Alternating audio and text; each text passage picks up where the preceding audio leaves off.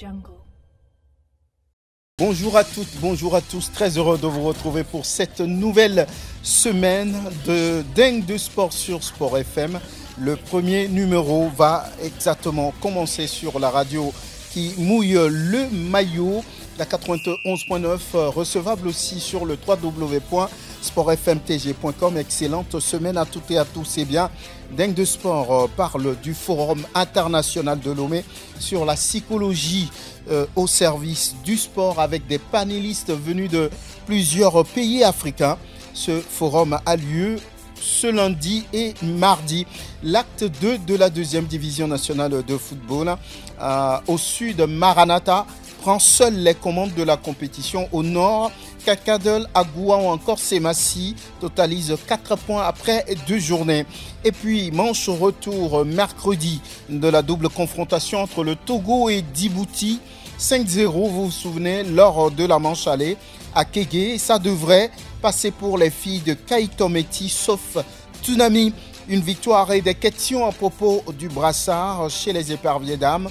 On va tenter de comprendre. Dingue de Sport invite Latif Youruma, Grégoire Attignon de la rédaction de Sport FM.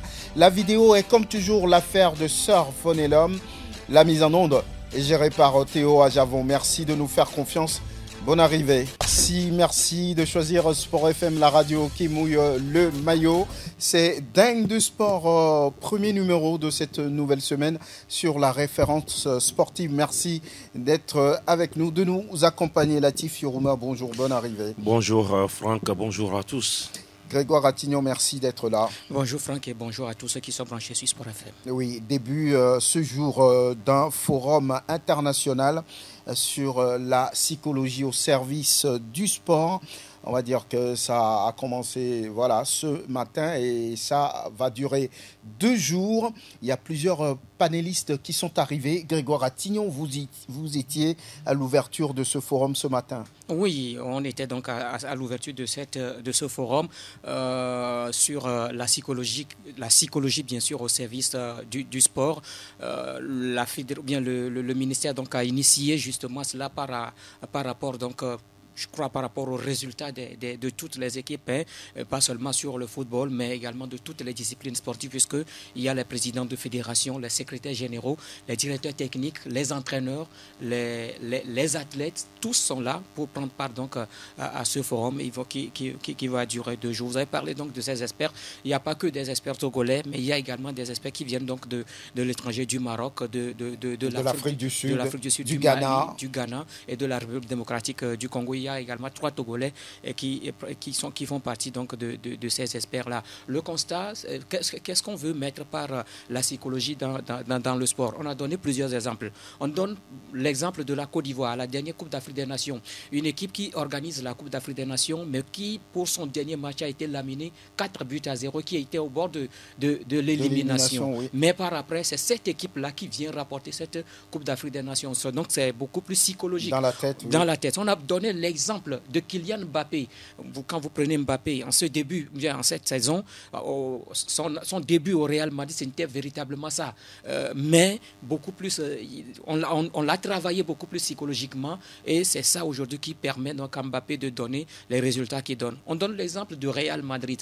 Quand vous prenez la Champions League, des fois le Real est mené 2-3-0, mais à la fin, c'est le Real qui gagne toujours et qui gagne également le trophée. Donc tout ça là, c'est psychologique, c'est dans la tête. Et quand vous faites travailler beaucoup plus la tête, ça, on a le résultat. Et donc c'est ce résultat-là que le Togo veut en initiant donc ce forum-là. Il y a ces experts-là qui vont quand même édifier beaucoup plus les participants à travers les communications. Et je crois que c'est quand même une très bonne chose parce que ces athlètes-là, ces acteurs qui prennent part à ce forum-là sont beaucoup plus concernés justement par ce qu'on appelle la psychologie dans le sport. Très bien, on va les écouter d'ailleurs. Un Togolais qui fait partie des panélistes, c'est Drog Pata que vous allez écouter. Il suffit de voir le début de Mbappé au Real avec la dystocie et maintenant le Mbappé d'aujourd'hui pour comprendre que même dans le sport où le physique en est pour beaucoup de choses, c'est la tête qui contrôle tout, c'est le mental, c'est la psychologie qui contrôle tout. Notre sport d'une manière générale actuellement, vous savez qu'on est en grande difficulté. Or, sport, nous avons ce facteur important que depuis, on n'a pas suffisamment considéré. C'est pourquoi Madame le ministre des Sports et des Loisirs, prenant la mesure des choses, a bien voulu qu'on puisse aborder ce terme et sur un mode participatif, en invitant tous les acteurs sportifs, en faisant venir des experts, les meilleurs d'Afrique du moment, pour qu'on puisse parler de la psychologie. Il s'agit d'amener les acteurs à réfléchir à cela. Et pour réfléchir, il faut qu'il y ait un support sur lequel on réfléchit. On a invité ces experts pour pouvoir faire de belles choses qu'ils font chez eux, des résultats que cela donne. Et ça permet à chaque acteur de comprendre ce que la psychologie peut apporter au sport et de voir ce qu'on peut chez nous instaurer pour que notre sport se porte mieux. Cédro Kata, l'un des panélistes à ce forum international sur la psychologie sportive, on va dire, sinon la psychologie au service du sport. On va écouter Madame le ministre Lydie Bessikama. Ce rendez-vous de Lomé nous rappelle que la psychologie est un bon allié des succès sportifs et doit à ce titre devenir un pilier central de la préparation des athlètes en complément de l'entraînement physique et technique. Il importe donc que la préparation psychologique puisse être intégrée de manière méthodique dans les programmes de développement des athlètes afin de leur permettre de maximiser leur potentiel athlétique et d'en faire un outil d'excellence dans la gestion des émotions et dans la création de la performance sportive. Cette approche vient en complément au soutien spirituel que les religions endogènes et exogènes apportent à nos sélections nationales sportives au quotidien. Madame le ministre Lydie Bessikama à l'ouverture de ce forum international au service du sport, de la psychologie du sport. Latif Youruma, à comprendre, quand on fait les analyses, on va dire tout simplement que oui, la psychologie est un élément central, surtout quand on est en sport. Oui, Monsieur Pata a dit quelque chose d'essentiel. Il dit que c'est la psychologie, sinon c'est la tête qui contrôle tout. On sait que le corps souffre souvent, mais c'est le corps qui va souffrir. Hein. Vous n'allez pas mourir. C'est le corps qui va souffrir, vous n'allez pas mourir. Et beaucoup d'exemples sont passés par là. Je pense que vous pouvez avoir tout, même les moyens, mais quand psychologiquement vous n'êtes pas fort dans la tête, il y a un souci. Il a donné l'exemple de Kylian Mbappé. Oui. Il y a d'autres exemples. Le Togo qui est qualifié pour la Coupe du Monde, mais en perdant le premier match en terre zambienne, souvenez-vous. Oui. Et sur le dernier match que le Togo devrait gagner, le Togo a été mené 2 fois en terre congolaise. Brazzaville, souvenez-vous. Oui, mais après le Togo a renversé. Au final, le Togo a renversé. J'ai suivi un documentaire il n'y a pas une semaine chez nos confrères de Canal+, sur la Côte d'Ivoire. J'ai pris le documentaire en vol, comme on le dit, ou bien au vol, parce qu'il a commencé et je l'ai pris en route. Et c'était à partir des huitièmes, sinon des quarts de finale, où voilà, ils ont joué contre le Mali, contre le Sénégal. Contre le Sénégal, c'était en huitième de finale. Oui. Après, ils ont joué contre le Mali, ils ont joué contre la République démocratique du Congo, ils ont joué. Et à chaque fois, Hermès Faé avait des discours différents. À chaque match, son discours. À chaque match, son discours, dans les vestiaires, la causerie d'avant-match, quand vous écoutez, c'est-à-dire que ce n'est pas ce qui devait se passer sur le terrain qui était important, mais c'est ce que l'entraîneur communiquait, sortait aux joueurs. Et donc, moi, je pense qu'à un moment donné, il faut cela. Maintenant, on sait que la psychologie, d'accord, mais il faut accompagner, il faut habiller tout cela. Parce qu'on a donné l'exemple du Real de Madrid, on a donné l'exemple, bien sûr, de Kylian Mbappé, on a donné l'exemple de la Côte d'Ivoire. Oui, la psychologie est importante, elle est au centre. Mais seulement quand on ne met pas les moyens qu'il faut pour qu'à la fin, on demande quand même qu'en cas de difficulté, que la psychologie puisse prendre le relais, je pense qu'il y a un souci. Donc, c'est bien ce que le ministère est en train de faire. Les fédérations, les entraîneurs ont été mis à profit, ils sont des participants. Mais après, comment ça doit être la restitution un club, un entraîneur qui est venu suivre cette formation, lui, il a tout. Mais il doit transmettre tout cela à son équipe. Oui. Mais alors, quand vous n'avez même pas les moyens de faire venir vos joueurs à l'entraînement, vous n'avez même pas les moyens d'avoir les ballons qu'il faut, vous n'avez même pas un terrain qu'il faut pour pouvoir jouer et à un moment donné, se dire que lorsque la limite arrive, faites appel à la psychologie, il y a un souci. Donc, Oui, ça veut dire que si vous ne travaillez pas, oui, ben vous pouvez avoir, on va dire, la psychologie la plus forte, mais ça ne ça servira à rien. ça ne Il servira faut à d'abord rien. travailler. Il faut d'abord travailler, s'organiser. il faut mettre les moyens. Ouais. Et à un moment donné, quand les moyens et les moyens se rencontrent, c'est-à-dire que les forces se rencontrent, maintenant la psychologie prend le relais. Voilà. Voilà. Alors, Prosper Agboklou, bonjour. Bonjour Franck. On a bien commencé la semaine. Ah, par la grâce. Très bien de habillé. la nature. Hein. Merci. Ouais, très bien habillé. Ouais. Comme un pasteur. Hein. Alors, non, Voilà. je Oui, dirais quand même. il y a un forum international depuis ce matin sur la psychologie au service du sport. Ça va prendre 48 heures, 2 jours, avec plusieurs panélistes. Oui, quand on parle de psychologie en matière de sport, qu'est-ce que ça signifie pour vous? Non, la psychologie, d'abord dans son ensemble, est une étude scientifique qui étudie les phénomènes mentaux. On va dedans. Et c'est pourquoi, chez nous, parfois, nos grands-parents disent c'est Serenawe. C'est-à-dire que tout se passe dans la tête, comme Latif l'a dit. Maintenant, cet aspect est caractérisé par le maintien, la connaissance de soi. C'est-à-dire, ça rentre en soi-même, connais-toi toi-même. C'est à travers cela que tu peux... Ça, c'est Socrate. Hein, qui l'a dit. Maintenant, à partir donc de là, il y a des spécialistes qui, eux, de loin, lisent le comportement de chacun à travers... il faut une lecture, je dirais, approfondie de la personnalité pour savoir réellement ce dont il a besoin.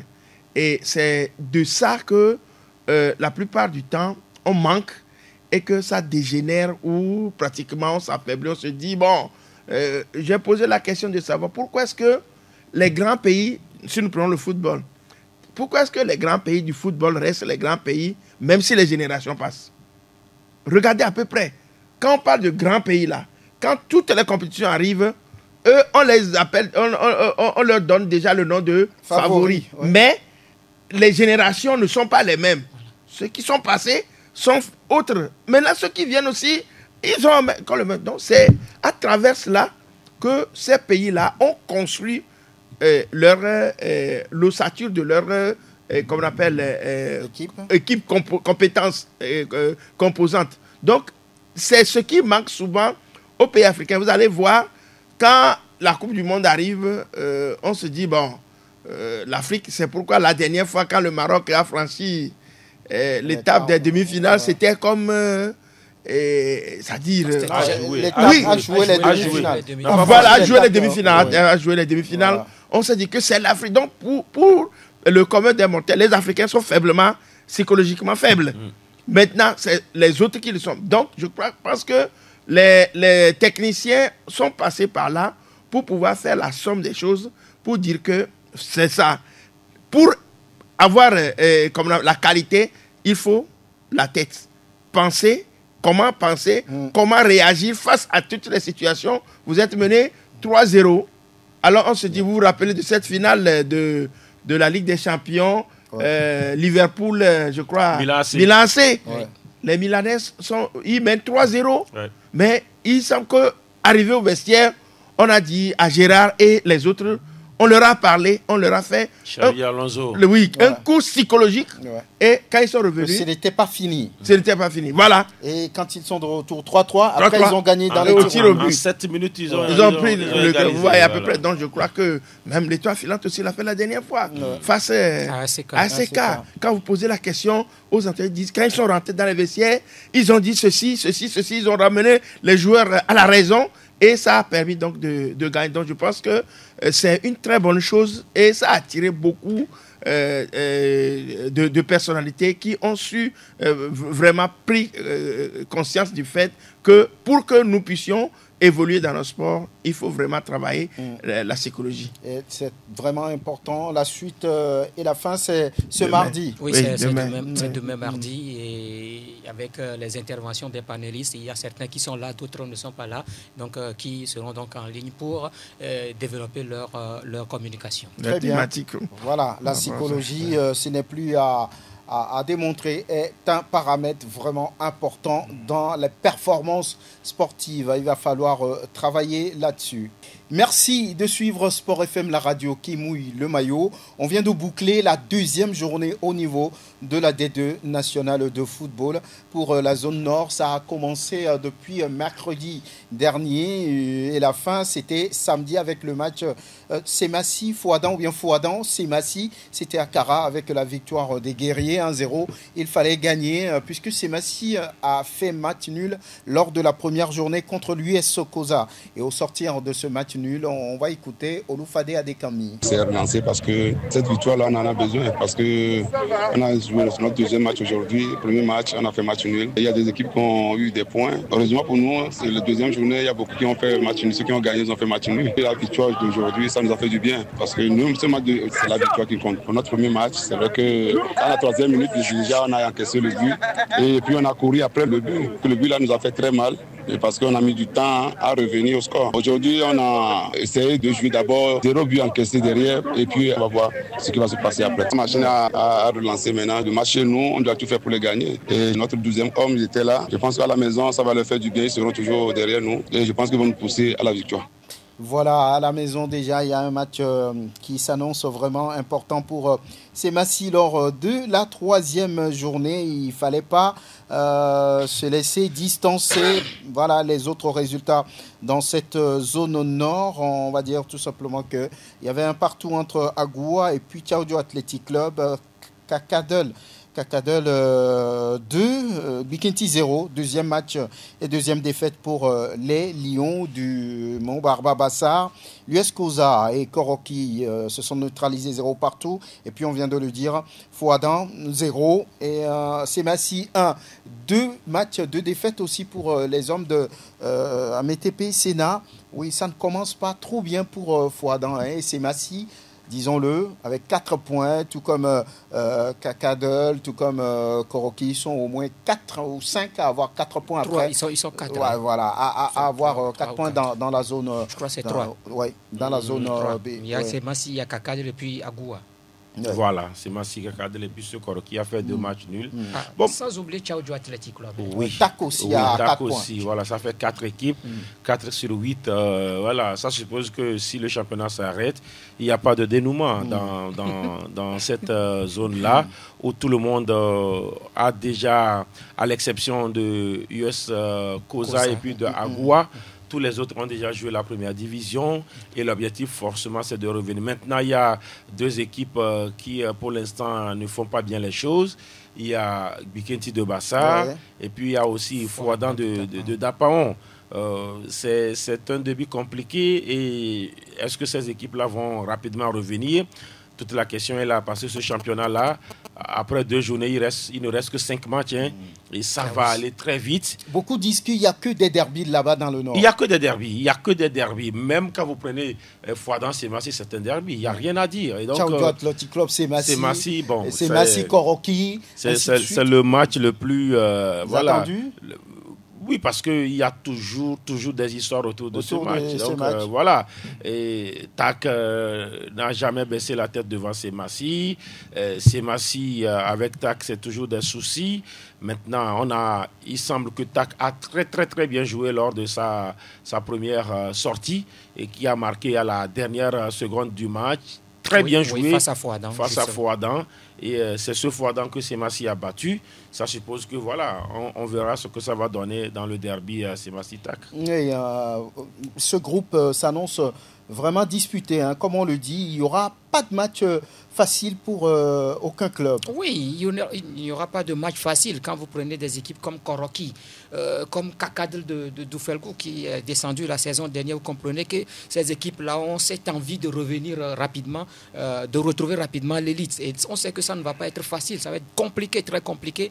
Et quand on prend le premier match entre, je crois, Koroki et puis Kakadl de Oui, il y Doufelco, avait avalanche trois buts partout. Oui. C'est-à-dire que par 2 fois, Kakadl a été mené, par 2 fois, Kakadl est revenu au score et Kakadl avait même pris l'avantage dans les derniers instants avant que Koroki n'égalise. Ce qui veut dire qu'il y a quand même l'enjeu qui est de taille là-bas. Quand on prend Semassi de ce côté, Semassi aussi veut vite retrouver donc l'élite. Et oui. C'est pour ça d'ailleurs que Semassi est obligé de gagner tous ces matchs-là. Maintenant, oui, on sait que c'est la phase régulière. Il va falloir quand même batailler pour se retrouver pour les playoffs, mais ça passe forcément par les victoires. Il faut que Semassi gagne tous ces matchs. Le premier match a été un peu compliqué face à ces jeunes donc, de l'US Cosa, mais je crois que ça va être beaucoup plus compliqué face à Tchaoudou Athletic Club, qui Latif l'a dit, qui reste quand même une bête noire, entre guillemets, pour les guerriers de Tchaoudou, surtout que ça reste encore un derby. Prosper Agboklou, oui. Après 2 journées déjà, on voit que oui, c'est pas facile. C'est Massy qui, beaucoup disent normalement, devrait avoir 2 victoires sur 2, et à 1 nul et puis une victoire. Kakadl a également bien commencé. TAC également. Ça veut dire que ça s'annonce disputé entre tous les clubs et particulièrement entre Semassi et Tchaoudou Athletic Club. Oui, Semassi reste, je dirais, il est au centre même des débats. Autant dire que chaque équipe qui va l'affronter, par son nom, s'attend déjà à des finales. Donc, tous les matchs de Semassi, ce sont des finales qui seront jouées. Et chaque équipe qui viendra va se dire, en voyant également Olufade autour, c'est un nom qui résonne très très bien dans le football togolais par rapport à son standing de footballeur international. Et à côté de Semassi, je crois que tout ça la donne encore de l'épice au match que Semassi doit jouer. Donc déjà, je pense que lorsqu'on arrive sur le terrain et on gagne Semassi, on est plutôt heureux que de perdre peut-être contre l'équipe de TAC. Donc, on se dit, Semassi, non, c'est l'équipe qu'il faut qu'on... Donc, elle est pratiquement la locomotive de ce groupe-là. Maintenant, tous les autres vont chercher à la dépasser. Rien que pour ça, Olufade a vraiment du pain sur la planche. Parce que, vous voyez, dès le premier match, on pensait que Semassi allait étrier USK, USK, mais l'équipe, là, je crois que c'est qui a même marqué. Oui, et Semassi, ils ont encaissé très tôt. Très tôt, oui. Semassi a couru derrière le but avant d'égaliser. Donc, ce qui veut dire que ce ne sera pas facile. Maintenant, il y a ceux qui ont l'expérience de cette deuxième division là-bas. Quand on prend Agoua, ça fait longtemps déjà qu'il est là. Quand d'ailleurs surpris Bikinti. Qui a frôlé une montée en première division. Il va le célébrer même. Oui, à peu près. Avant que, voilà. Quand on prend une équipe comme Koroki également, qui reste un moteur de cette deuxième division, et Fouadan, bon, je pense que moi, je mise beaucoup sur cette équipe de USK, qui l'année dernière avait... USK, c'est quelle équipe ça? US Cosa. Ah, d'accord. US Cosa, oui. Donc, c'est une équipe qui est arrivée la dernière fois à monter, puis s'est laissée, à mon avis, regresser parce que il devait, si elle montait, ce serait 3 clubs de la Cosa, peut-être que c'est ça, mais... C'est ça qui a joué ou bien ce club... Bon, j'ai pensé, c'était ce que j'avais pensé. Vos analyses. Mon analyse à propos, mais... Sinon, il y a eu entre-temps 3 clubs dans le Cloto, il y a eu entre-temps 3 clubs dans le Tchaoudou. Dans la même ville. Voilà, ils ne sont pas dans la même ville, quoi. Je voulais parler. Il y a eu 3 clubs à Sokodé, TAC, Unisport, Semassi. Bon, ce n'est pas la raison. Bon, ça peut ne pas, ça peut être autre chose. Mais maintenant, je crois que c'est une équipe qui joue un peu comme l'académie, de façon académique. Ça peut gêner les autres, mais je pense que Semassi reste toujours au centre donc, des débats. Semassi reste toujours au centre. C'est le club à suivre, c'est le club à battre, c'est le club qui doit tout faire parce que les supporters voulaient vraiment revoir Semassi. Mais quand on écoute Prosper, et je suis d'accord avec lui, les expérimentés de la deuxième division sont là. Donc attention à ces expérimentés que sont Agoua, Koroki, même Fouadan. Voilà. Semassi est novice en deuxième division. De toutes les façons, son entraîneur est confiant. Oloufade Adekami dit on va revenir tout de suite. Lui-même, il n'a pas l'expérience de la deuxième division. Oui, bon, voilà. Mais c'est peut-être une surprise pour lui parce qu'il est venu pour diriger le club en première division nationale. Mais bon, les décisions ont fait que, bon, il est resté en deuxième division. Dans la poule A, où tous les matchs ont été disputés samedi, Maranatha, après 2 journées, devient le seul club aux commandes parce que c'est le seul club qui a gagné 2 matchs sur ces 2 journées-là. La dernière fois, c'était face à Rabia, battu à Womé. Deuxième journée. La deuxième journée à Womé, Maranatha. Oui, les messagers ont bien fait d'évangéliser encore Arabia 1-0. Surprise pour commencer, c'est bon ou bien ce n'est que l'effet d'un début Pour Maranatha, souvent, je peux dire que c'est une surprise parce que Maranatha souvent ne joue pas bien la phase aller. Voilà. Mais c'est à la phase retour qu'on voit cette équipe. Voilà. Quand le contingent ghanéen arrive, souvent ça fait balancer. Parce que vous attention, savez, Taouraoué dit qu'il y a trop de Taouraoué dit qu'il y a trop de joueurs ghanéens. Oui, mais écoutez, Taouraoué, jusque-là, j'ai du mal à le comprendre. Parce que ça n'a rien à voir. C'est comme on dit dans une équipe, il y a trop de MOBA. Ou bien dans une équipe, il y a trop de non, il parle d'étrangers. Qu'on joue plus avec des Togolais, qu'on dise plus Kokou, comme là, Moussa et tous les autres. Quand vous prenez le Real de Madrid, combien d'Espagnols jouent au Real de Madrid? Voilà, c'est pas son problème. Donc, il dit que... Bon, parce que finalement, il n'a pas analysé le match. Il a parlé de... Voilà. Bon, c'était pour divertir les gens. C'est pourquoi la question de Guler était très pertinente. Est-ce que c'est ça qui a fait qu'il n'a pas pu marquer? Est-ce que c'est parce que les gens parlent anglais qu'il n'a pas pu marquer des buts? Voilà, donc moi je dis, Maranatha, c'est une surprise. Parce qu'on ne les a même pas entendus dans leur préparation. Ouais. Comme d'habitude. Comme d'habitude. Bon, vous savez, Wamé, c'est beaucoup plus proche du Ghana que du... Ils sont au Togo, mais ils sont beaucoup plus... à la frontière. Voilà, les joueurs même vont souvent manger au Ghana, ils reviennent. Donc, voilà. Ils ne se sont pas préparés aux yeux, au su des gens. Et souvent, Maranatha ne commence pas bien. Mais cette année, c'est le seul club dans les 2 zones qui a fait le plein de points. Espérons que ça puisse continuer pour cette équipe en réalité avec son infrastructure qui devrait normalement être en première division. Je crois que la pelouse a été refaite. Voilà. Très belle pelouse. Parce que quand j'ai vu les images là, c'est pas mal. Voilà.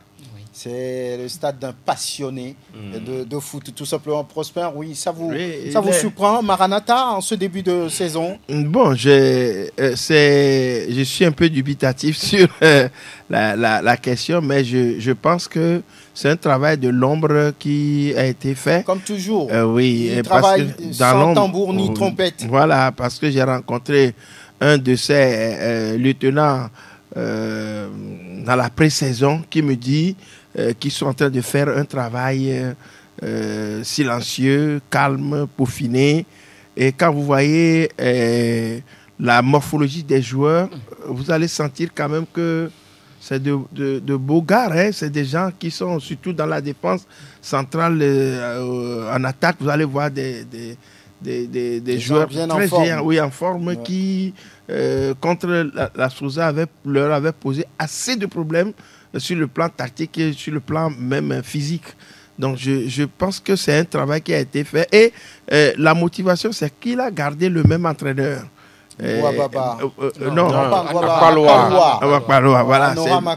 Voilà, c'est lui qui a continué par conduire la destinée de cette équipe. Donc je pense que c'est ça qui donne ce reflet-là Bon, maintenant, est-ce que l'ambition du club, c'est de se maintenir ou de monter en première division?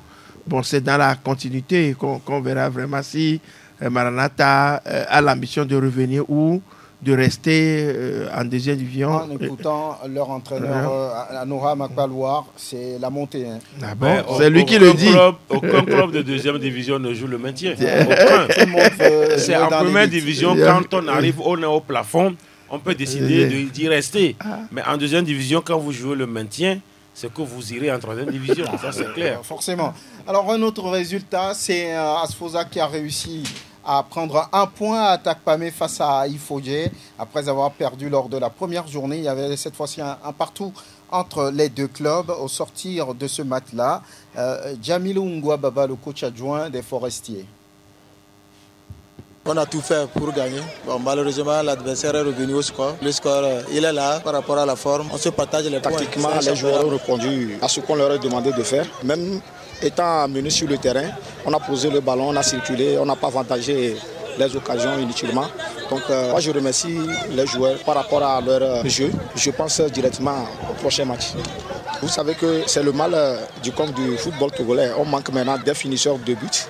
Mais nous, on va continuer par travailler parce que c'est notre devoir. Nous allons continuer par travailler par rapport à cet aspect pour pouvoir marquer beaucoup de buts. Jamilou Ngouababa, le coach adjoint de Asfosa. Il y avait Amadou Boukari en face, bon, qui ne crache pas finalement sur ce point du nul. On a tout fait pour gagner. Bon, malheureusement, l'adversaire est revenu au score. Le score, il est là par rapport à la forme. On se partage les points. C'est un championnat à 3 points, donc rien n'est fait. On reste serein et puis on continue le travail. Il y a eu beaucoup d'occasions, mais l'attaque, ça manque un peu de précision, je pense. Oui, peut-être, je dirais, l'inefficacité a été au rendez-vous. On n'a pas pu mettre les ballons, les occasions dans les filets. Ça arrive. Et la journée précédente, on avait quand même marqué 2 buts. Aujourd'hui, 1. Ça veut dire que ce que nous attendons des jeunes, c'est bon parce qu'à chaque match, on marque. Normalement, on ne devait pas encaisser. Mais malheureusement, c'est arrivé. L'adversaire aussi était arrivé pour quelque chose. Ils ont pu quand même trouver avec des astuces, pas catholiques, selon moi. On ne peut pas à chaque fois, entre parenthèses, demander aux joueurs de ne pas respecter le football. Vous comprenez? Ça fait partie des raisons de notre échec dans notre football. Il faut que le ballon roule. Il faut jouer avec tout ce que l'on a. On apprend aux jeunes de jouer. On ne le fait pas malheureusement ici. On se demande où on va. Voilà, Amadou Boukari, le coach d'Ifodje. Est-ce que les joueurs d'Asfosa tombaient ou bien refusaient de jouer? Je ne sais pas trop. C'est bizarre. Quand vous l'écoutez, oui, quand vous l'écoutez, ça a l'air d'un truc comme ça. Parce que quand vous êtes en déplacement, vous savez, ça revient. Maintenant, ailleurs, quand vous voyez le football au haut niveau, il y a des équipes qui perdent forcément le temps quand ils mènent ou bien quand elles mènent ou voilà, quand il y a un score qui peut-être est à leur avantage. Mais on ne tombe pas à chaque instant comme... Non. Il faut savoir faire ce qu'on appelle la conservation du ballon. Vous avez le ballon, vous refusez, vous cassez le rythme, vous refusez de progresser avec le ballon. Il faut savoir peut-être jouer dans les petits périmètres. Mais ici, on n'a pas de joueur qui puisse peut-être tenir le ballon. À chaque fois, l'option, c'est de tomber. Et quand vous faites ça aujourd'hui, l'arbitre va vous flanquer 10 minutes d'arrêt de jeu. Il n'y a rien à dire. Et donc, c'est surtout nos gardiens souvent qui le font. Moi, je ne sais pas la consigne qui vient d'ailleurs. Ou c'est l'entraîneur qui donne la consigne. C'est l'entraîneur des gardiens qui donne la consigne. Vous menez 1-0 dès la première partie et puis vous commencez à conserver le but. Souvent, ce n'est pas bien pour le football, ce n'est pas bien pour le jeu. Quand on vient au terrain, c'est pour regarder les joueurs jouer. Malheureusement, c'est une culture au Togo qu'il va falloir peut-être arrêter. Oui, cette compétition va être très serrée quand vous regardez. Ifodje est venu gagner ici à Lomé lors de la première journée face à Dito. Dito est allé battre cette fois-ci Ange chez lui et de l'autre côté terrain. Oui, le terrain est mal inauguré, on va dire. Mais il n'y a pas eu de cérémonie d'ouverture. Je voudrais revenir par rapport à ce que Amadou Boukari a dit. Mais ça reste également un match de football. Chacun sa stratégie de gagner son match. Mais je crois que c'est Ifodje qui a été la première équipe à marquer dans ce match. Ce qui veut dire qu'Ifodje peut encore eu d'autres occasions avant que Asfosa n'égalise en seconde période de jeu. Mais si là, son équipe a raté des occasions... Ça veut dire qu'ils ont manqué de stratégie aussi. Ils ont manqué aussi de stratégie. Asfosa a su quand même essayer de réagir. Ils sont à l'extérieur. En tombant. Non, pas en égalisant d'abord. En égalisant et en tombant. En jouant le chrono. Je ne sais pas si... Oui, mais c'est ce qu'il a dit. Non, il n'a pas dit que... Tous les coups sont bons pour tuer le chat. Oui, ce n'est pas Asfosa seul qui le fait. Oui, ce que je dis, c'est que Ifodje aussi avait eu des opportunités. Il fallait tuer ce match-là depuis. Vous ne l'avez pas tué. On ne refuse pas. On parle d'un phénomène. Oui, l'adversaire aussi a eu une opportunité. Il l'a égalisé, mais empêcher aussi l'adversaire de jouer, c'est aussi une manière. Grégoire, il a dit. Oui. C'est peut-être la frustration de choses, mais c'est un constat général. On le dit. Ce n'est pas seulement l'Asfosa. Oui, même si c'est Ifodje qui menait, ce n'est pas bien.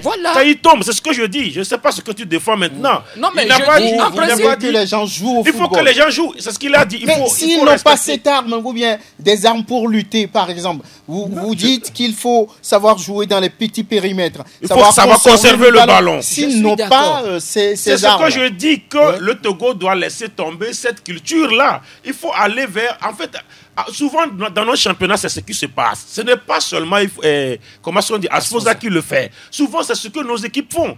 La dernière fois, j'ai suivi un match à Tchévier. C'était la même chose. Quand Espoir menait 1-0, ils ont refusé de jouer. Hier, j'étais à Sévagan. La même chose s'est produite quand l'équipe a marqué le premier but. Mais après, c'est le gardien. C'est ce que je dis souvent. C'est l'entraîneur qui demande au gardien. Souvent, c'est les gardiens même qui commencent. Qui commencent à le faire. Voilà, c'est ce que je dis, que ce n'est pas bien en réalité. Non, la plupart du temps, pour les gardiens de but, c'est pour casser le rythme de l'adversaire, surtout quand l'équipe adverse est dans cet temps fort. Donc, on demande, et ça, je crois que sur le plan international, même, vous allez voir. Mais il perd également du temps. Oui, le gardien vient, il prend le ballon, il se couche. On l'a vu la dernière fois. Mais ici, on parle des joueurs qui tombent. Tu es seul, tu n'as rien, tu tombes. L'arbitre vient vous avertir quand vous abusez. Et ça fait qu'aujourd'hui, il y a même des temps additionnels. La dernière fois, ça s'est passé dans le match en retard entre Barracuda et ASK. Le gardien de Barracuda, parce que oui, son équipe menait 2-0. Il a laissé le ballon pour se faire soigner. Il s'est levé. L'arbitre lui a donné le carton. Voilà. Il y a l'arbitre, c'est Doké l'homme, je crois. Non, Doké l'homme a fait ça à un joueur de Unisport à Kege. Oui. C'était le jeune Rafik Urobodi. La commission de Unisport a marqué son 3e but. Et puis le petit, il était seul et puis il est resté au sol. Il a fait 3-4 minutes là-bas. L'arbitre l'a laissé. Ils ont joué, ils l'ont laissé, il a sifflé la fin. Voilà. Mais bon, c'est des attitudes, des comportements à proscrire du football pour la beauté du jeu, forcément. Et on disait que JC a surpris Agaza dans le grand derby de Lomé. On pensait que Agaza devrait pouvoir tenir au moins sur un match nul, mais là, la JCA s'est relancée. Oui, la JCA s'est relancée après avoir perdu à Tabligo. Oui. Voilà, ça va, ça vient. Arabia qui perd, qui gagne, qui perd. La JCA qui perd, qui gagne. Mais Agaza aurait pu, par rapport à la dynamique enclenchée après ce succès net et probant, 2-0 sur Ange, aurait pu, ne serait-ce que ramener le point du nul. Mais souvent, Agaza a du mal avec la JCA. Souvent, Agaza a du mal. C'est un derby. Les supporters d'Agaza sont aussi supporters de la JCA. C'est souvent parce que quand Agaza joue, tous sont supporters d'Agaza. Mais quand Agaza et la JCA jouent, les supporters sont divisés le temps de match. Et souvent, sur le terrain de la JCA, c'est compliqué pour Agaza. Agaza perd ce match. Le but est inscrit à la 83e minute, je crois. À 7 minutes de la fin. Et ça n'a pas été bien pris au niveau un coaching de Bonsimé, parce que Agaza, dans la dynamique, il fallait peut-être gagner pour déjà envoyer un signal fort aux autres. C'est je ne peux pas dire un coup d'arrêt, mais quand même, Agaza qui tombe, il va pouvoir se relever. Et la JCA qui réussit quand même à se réinsérer. ça donne quand même du piment à ce championnat. Et Dito aussi qui se relance forcément, ça veut dire qu'il n'y Dito aura qui pas... gagne. Oui, oui, c'est ce que je dis. Après avoir perdu. Oui. Voilà, il n'y aura pas de cadeau dans ce championnat forcément. Tout le monde veut revenir ou bien tout le monde veut jouer dans l'élite dès la saison prochaine, ce qui veut dire qu'on aura des matchs assez intéressants. Voilà, mercredi, les filles de Kaïtometi vont pouvoir terminer le travail. Il n'y aura pas de surprise, sauf Toonami. Oui, 5-0 au match aller. Je ne vois pas comment les filles de mon ami Jonas Koku, comme là, pouvaient renverser la situation. Lui-même, il a dit, ils ne sont pas venus ici pour disputer quoi que ce soit avec le Togo. Derrière, il y a l'expérience des joueuses togolaises, tout ce qu'il y a autour. Voilà. Donc, mercredi, la qualification va être vraiment acquise. Et puis, derrière, ce problème de brassard qui persiste. Vous étiez au stade la dernière fois, Latif Romain et Grégoire. Beaucoup se demandent, mais pourquoi la capitaine principale, Nathalie Badaté, a refusé au moment de prendre le brassard, au moment où Odette Nitengman le lui remettait. Et ça veut dire qu'il y a encore quelque chose qui n'a pas été dit? Oui, quand moi j'analyse un peu cette situation, je me dis qu'il y a quelque part un problème que le staff aussi ne dit pas. Je suis d'accord que Kai Tometi dise que c'est elle l'entraîneur et c'est elle qui doit choisir le capitaine du jour. Je crois que quand nous parlons de l'équipe nationale... On parle d'équipe nationale. Voilà, quand nous parlons de l'équipe nationale, ce n'est pas... L'équipe nationale n'est pas à quelqu'un ici. L'équipe nationale, c'est pour la nation.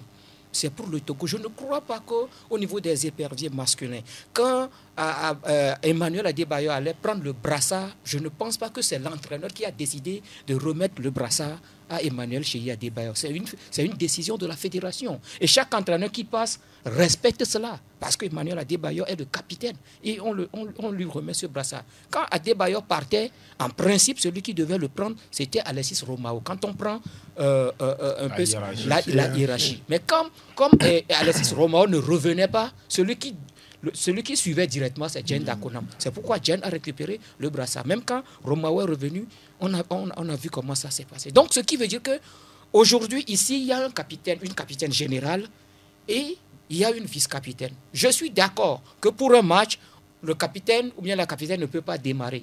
Mais tant que... Elle est blessée? Non, mais ça, c'est le choix. Ça, c'est le choix de l'entraîneur. Mais quand il y a la capitaine, il y a la vice-capitaine, automatiquement, quand la capitaine ne démarre pas, c'est la vice-capitaine qui récupère le brassard. Je ne vois pas pourquoi la vice-capitaine va démarrer le match et on remet le brassard à une autre joueuse. Ça veut dire que le staff n'arrive pas à prendre une décision. C'est ce que je dis, peut-être qu'il y a un problème que le staff même ne dit pas, mais qu'on essaye de cacher. Là, il revient... ça dépasse Kai Tometi. Mais si ça dépasse Kai Tometi, que la fédération réagisse. Aujourd'hui, jusque-là, la fédération ne dit rien. Alors que tout le monde sait qu'il y a un problème de brassard qui se pose au sein de cette équipe-là. Il revient quand même au président de la fédération de réagir. Le comité exécutif doit réagir. Je sais qu'au niveau, quand on parle du football féminin, il y a un département du football féminin. Il y a une commission du football féminin. Mais que la fédération, que le président, bien que le commerce demande des comptes à ce département ou à ce démembrement-là. Que la responsable du département du football féminin rende compte à la fédération, explique un peu ce qui se passe. Que le président de la commission du football féminin explique au comité exécutif ce qui se passe. Mais je crois que la fédération aussi se tait par rapport à cette situation. Mais c'est ce que nous sommes en train de voir. Ce que j'ai compris la dernière fois, est que quand Nathalie rentrait, au même moment, qu'est-ce que le staff a fait? On sortait Nathalie, on sortait Wedi Koumafi. C'était quelle stratégie? C'était quoi le problème au juste? Et que les deux ne peuvent même pas démarrer un match. Quand on parle d'un match aussi important que les éliminatoires de la Coupe de la Latif Yoruma, comment avez-vous analysé cette situation? Parce que beaucoup en parlent, beaucoup disent que oui, Kai Tometi est dépassée un peu par les choses, elle n'arrive pas à prendre une décision, il y a des choses qui ne sont pas dites par rapport à ce brassard-là. Vous savez, en amont, les informations que nous on a eues, même avant que la liste ne sorte, c'est que par rapport à la situation qui prévaut au sein des éperviers dames dans le nid, il se disait même que Nathalie et ma fille ne devraient pas être convoquées. On a eu ces informations-là. Dans ce Togo-là, on a eu ces informations. On s'est dit, mais on est où? Lorsqu'on a des joueuses qui sont en forme pour venir jouer en équipe nationale. À cause de la question de brassard, on ne va pas à chose. Et finalement, les responsables au niveau de cette équipe nationale ont vite fait d'étouffer cette information-là. On dit non, comment est-ce qu'elles ne peuvent pas être là alors qu'elles sont en forme? Et finalement, elles sont arrivées. Cette histoire de brassard à remettre à Odette, ça circulait même avant l'élimination de choses. On dit, c'est à cause de brassard qu'entre-temps, on n'a pas, on n'a pas sélectionné Nathalie. On dit tantôt, c'est à cause de brassard là qu'on ne l'a pas alignée. Et finalement, l'autre fois, elles toutes, elles étaient là. C'est-à-dire, Nathalie était là, ma fille était là, Odette Nyentigma était là. Tout ce que nous on sait. Et la fois dernière, on a posé la question à Tometi, qui est votre capitaine? Elle a réaffirmé que sa capitaine, c'est bien sûr Nathalie Badaté. Automatiquement, si Nathalie démarre le match, ça suppose que c'est elle la capitaine. Elle n'a pas démarré le match. D'abord, la première énigme, c'était cela. Elle n'a pas démarré le match et on retrouve le brassard avec Odette. Et pourtant, la vice-capitaine est sur le terrain. La vice-capitaine est sur le terrain. Ça, c'était la première énigme. Qu'est-ce qui s'est passé? On s'est dit, ok, c'est le choix de l'entraîneur. Même si ce n'était pas bien. Parce qu'elle a eu à nous dire, en conférence de presse, qu'elle peut choisir capitaine du jour. Comme si, voilà, elle savait déjà ce qui devait se passer. Mais là, on est avec une équipe nationale. Mais là où ça s'est accentué, c'est quand Nathalie entre sur le terrain. Mais je dis, ça a été, le scénario n'est pas bien fignolé. Il ne fallait pas que Nathalie, même, Nyentigma s'approche pour faire semblant ou bien pour sortir le brassard. Il fallait qu'elle garde le brassard. Mais la capitaine arrive, Nyentigma, Odette vient pour remettre le brassard et puis Nathalie dit non, garde le brassard. Ils vont jouer. Mais on n'est pas dans les interclasses. On n'est pas en train de jouer le championnat que M. Zibo organise. Ce n'est pas ça. Ce ne sont pas les enfants qui jouent. On parle d'une équipe nationale. Et quand c'est solennel, on dit la responsabilité, il faut l'assumer. Quand on est capitaine, on ne peut pas être capitaine et être sur le terrain. Écoutez, c'est du bordel. Et on nous prend comme des enfants. Mais personne n'est le fils ou la fille, en tout cas, de quelqu'un. Dans ce staff, on nous prend comme... qui la faute maintenant? Mais c'est le staff. D'abord, c'est le staff. D'abord, c'est le staff. Et puis, la fédération est là. Le staff est incapable de gérer ce problème. On sait ce qui est autour de cette équipe-là. C'est du bordel. C'est-à-dire que c'est un dépotoir au niveau de l'équipe nationale. Est-ce que vous n'exagérez pas? Je n'exagère pas. Cette histoire-là dure. Je dis, Franck, l'histoire de brassard n'est que la partie visible de l'iceberg. C'est-à-dire qu'il y a un problème profond. Quand on a des joueurs ou bien des joueuses qui ne peuvent pas se dire bonjour en sélection, ou bien on a des joueuses qui ne peuvent pas jouer ensemble, et quand on a des gens du staff qui sont soit avec telle joueuse et d'autres sont avec telle joueuse. Mais nous, on est des Togolais. On n'est pas deux nations, on est une seule nation. Je dis, si le staff n'est pas capable de régler ce problème, mais qu'on balaye ce staff, écoutez, mais il y a d'autres qui peuvent faire ce travail-là. Maintenant, si la fédération aussi est incapable de gérer cela, moi je dis, mais écoutez, une situation peut faire partir, je dis, même la fédération. C'est parce qu'on ne fait pas bien les choses. Le ministère aussi, à un moment donné, je dis, là où il faut réagir, on ne réagit pas. Qu'est-ce que le ministère viendrait chercher dans ça? Mais à un moment donné, il faut rappeler les gens à l'ordre. Parce que je dis, Franck, c'est une équipe nationale. C'est une équipe nationale. Ce n'est pas un match, ce ne sont pas des interclasses. On parle quand même d'équipe nationale. Oui, Prosper, oui, vous disiez, vous, la dernière fois, que c'est Widikou Mafi qui est à la base de ce problème. Et je vous demandais si vous aviez les preuves de ce que vous avancez. Comment une seule joueuse peut être à la base, on va dire, de cette histoire de brassard que personne, visiblement, n'arrive à gérer? Oui, parce que Widikou Mafi... Ma fille. Comment dis-je Yafi Bon, elle s'appelle la fille aussi. Oui, bon, Widikou Mafi, ma fille a des soutiens au sein du bureau exécutif de la Fédération togolaise de football. C'est-à-dire? Elle a des soutiens, des gens qui imposent à ce que on ramène. Quand Latif disait tout sur les deux joueuses, c'était une solution pour le staff technique. Ça aussi, c'est une solution, de ne pas les convoquer. Nul n'est indispensable. Le staff aussi n'est pas indispensable. Non, ce que je dis. Voilà. Salou Bachirou a dit qu'il ne jouerait plus pour le Togo. Le Togo continue. On a retrouvé un truc là. C'est comme quelque part, où du coup, ma fille pense être le porte-flambeau. C'est une fixation. C'est une fixation. Ce n'est pas une fixation. C'est une fixation sur la joueuse. Non. Ma fille ne décide pas du brassard. Ma fille ne décide pas du brassard. Quand vous êtes entraîneur ou bien vous êtes président de la fédération, vous n'arrivez pas à prendre vos responsabilités. Et quand vous soutenez la joueuse a fait quoi? Vous voulez dire que la fédération soutient l'entraîneur ou bien dépasse le président? Je vous ai bien écouté. Pour le staff technique, la solution, c'est de ne pas la convoquer. Mais les gens se sont introduits.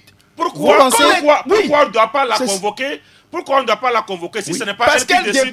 Parce qu'elle décide de faire ce qu'elle veut au sein de l'équipe. Ça suppose que la sélection n'a pas de poigne. C'est pourquoi les sélectionneurs ne veulent plus l'appeler comme ça. Ils sont dans la tranquillité.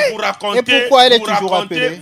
Mais c'est les gens qui l'imposent. Moi je dis. On dit qu'elle doit venir. Prosper, elle était là l'autre fois. Oui. D'accord? Oui. Elle était là. Elle a joué. Est-ce qu'elle a pris le brassard? Elle n'a pas pris le brassard. On a joué ou pas? On a joué. Et alors, maintenant, pourquoi vous dites qu'elle est venue? Est-ce qu'elle a pris le brassard? Elle n'a pas pris. Maintenant, pourquoi vous ne voulez pas la convoquer? Non. On est tous des Togolais. Écoutez. Si elle est en forme, vous la convoquez. Elle est venue, elle n'a pas porté le brassard. On a gagné ou bien on n'a pas gagné. Vous ignorez qu'elle a marqué 2 fois. Non, ma fille n'avait pas joué le match contre le Gabon. On a gagné. Je dis, c'est des problèmes au sein. C'est des problèmes au sein de la fédération et de l'équipe. Quand vous n'avez pas de poigne, c'est trop facile d'accuser une joueuse. Non. Vous êtes entraîneur. Vous prenez la défense de cette joueuse. Je ne refuse pas, mais vous voulez noyer la joueuse. Je ne la noie pas. C'est parce qu'elle a des comportements dérisoires. Si une joueuse est indisciplinée, il appartient au staff de l'écarter. C'est comme ça. C'est la solution qu'on avait prise, mais il y a eu comme on appelle, des impositions. Je vous dis, c'est une solution, elle n'est pas bonne. Ce que moi je voudrais dire par rapport à celle que Prosper l'explique, moi je dis qu'il y a eu, même chez les garçons, chez les hommes, il y a eu des joueurs qui ont quand même des comportements qui ont dépassé. Mais il y a des fois, voici, ce n'est pas le président de la fédération, même c'est le chef de l'État même qui intervient. Parce que oui, le sélectionneur a décidé de l'écarter, qui intervient, on fait appel à ce joueur-là. Oui. Mais aujourd'hui, le problème est là. Si on pense que c'est ma fille qui a le problème, je crois qu'il revient quand même à la fédération de prendre des dispositions. C'est ce que je dis, mais d'abord, le staff d'abord. Le staff d'abord. Le staff technique, ils ont refusé. Maintenant, la joueuse est arrivée. Quand ma fille était là l'autre fois, est-ce qu'elle a porté le brassard? Je dis, est-ce qu'elle a porté le brassard? Vous posez la question. C'est moi qui pose les questions. C'est moi qui pose les questions. La lui donner. Elle n'a pas porté le brassard. Vous vous rappelez des éliminatoires? Très bien. On va malheureusement poser le problème encore dans les autres émissions. Merci Latif Yorouma, merci Prosper Agboklou, merci Grégoire Attignon, merci Serge Von Elom, merci Théo Ajavon. Prenez soin de vous, à bientôt.